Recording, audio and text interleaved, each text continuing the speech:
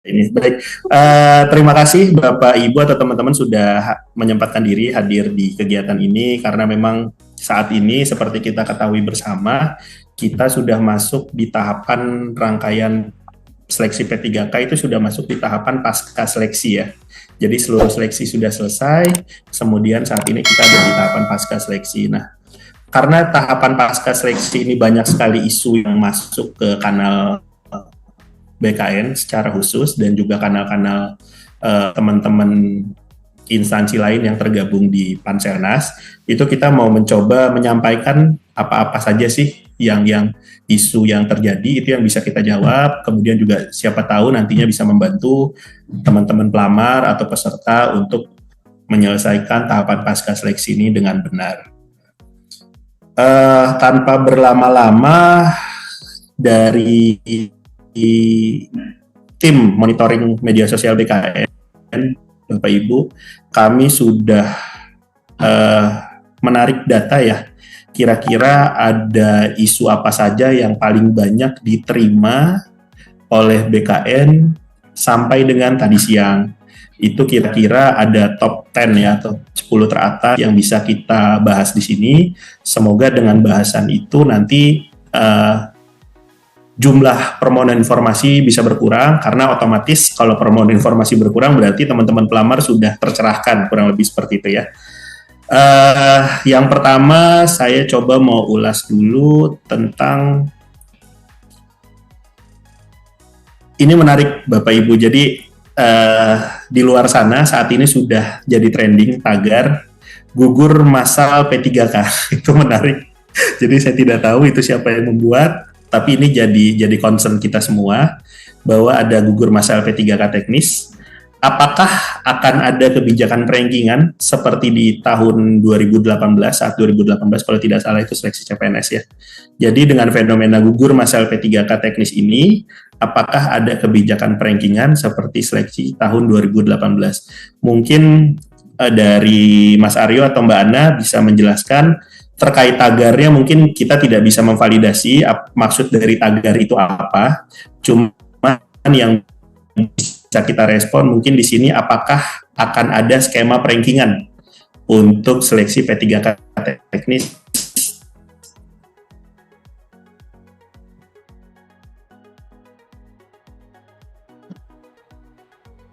Oke, izin ya teman-teman, untuk fenomena ini saat ini kan Menteri Pendayaan Aparatur Negara dan Reformasi Birokrasi atau Menpan RB telah meminta BKN untuk membuat simulasi nih dan kajian terkini terkait dengan kelulusan di dalam seleksi P3K.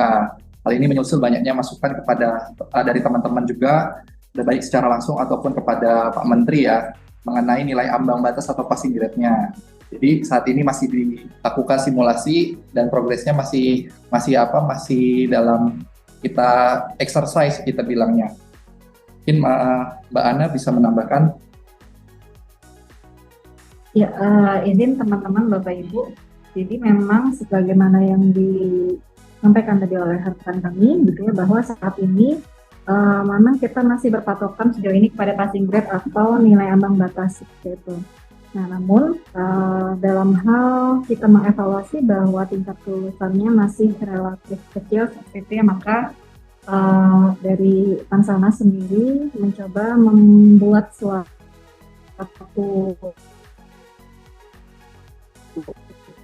simulasi untuk keterisian formasinya itu dapat dioptimalkan lagi seperti itu. Namun tim kami sendiri saat ini berkoordinasi dan masih melakukan simulasi dan berbagai kajian seperti itu. Jadi kita masih sama-sama menunggu prosesnya seperti itu ya teman-teman.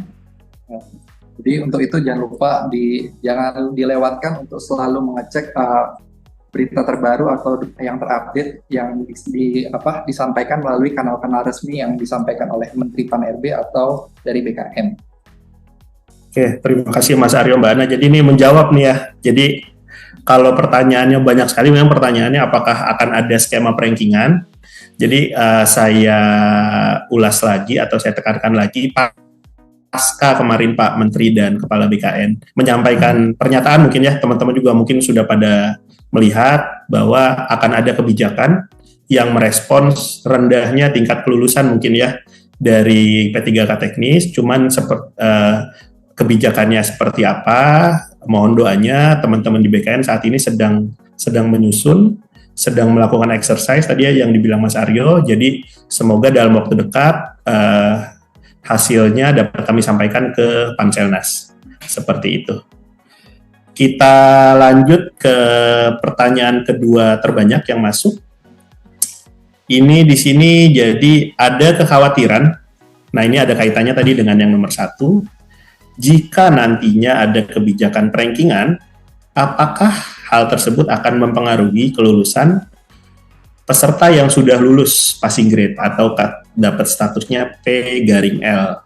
Nah ini lucu sih pertanyaannya. Tapi monggo dijawab dari Mas Aryo atau Mbak Ana, silakan.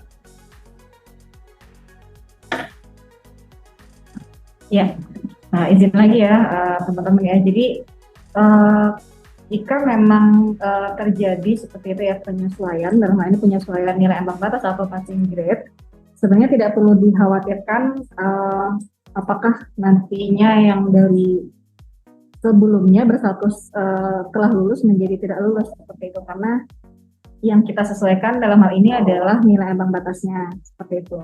Jadi kalau bukan dari ada faktor yang lain gitu ya, jadi kalau hanya sekedar menyesuaikan nilai ambang batas, maka tentu saja hal ini tidak akan mengganggu kepada kelulusan yang sebelum dilakukan penyesuaian passing grade seperti itu Mas Berry.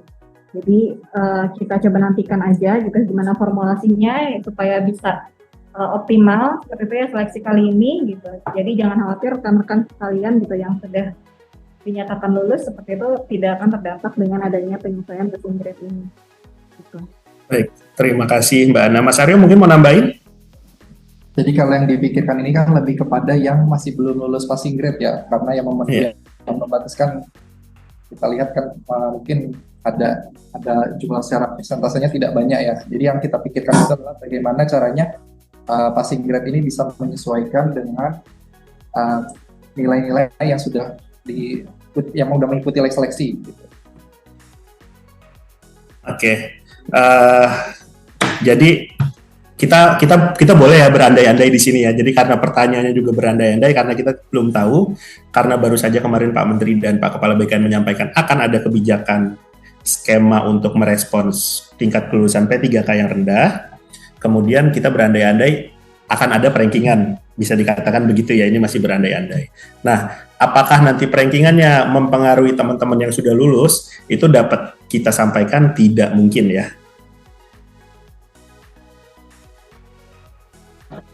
Iya, dalam konteks kita menyesuaikan nilai ambang batas seperti itu ya Mas Berry. Karena memang masih berbasis nilai ambang batas ya, jadi tidak melihat perankingan secara umum. Perankingan. Ya, jadi kalau dari sisi data seperti itu ya, hal yang seperti itu tidak terjadi seperti itu Mas Berry. Karena ya harusnya kan yang kita lakukan selama ini adalah dalam pengolahan adalah kita menjaring dulu peserta-peserta yang memenuhi passing grade baru kemudian dirankingkan itu.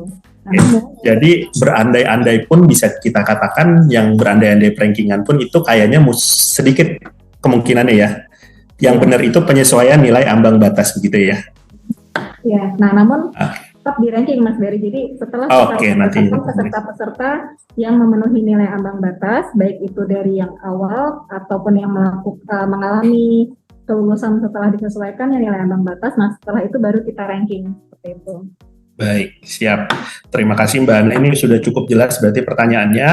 Apakah sebenarnya yang ditanyakan tadi di yang disampaikan oleh masyarakat, apakah kebijakan yang akan diambil akan mempengaruhi yang lulus? Itu tentu saja tidak gitu ya.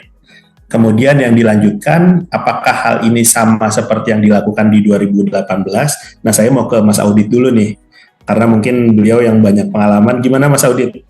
Apakah sama skemanya dengan 2018 saat CPNS?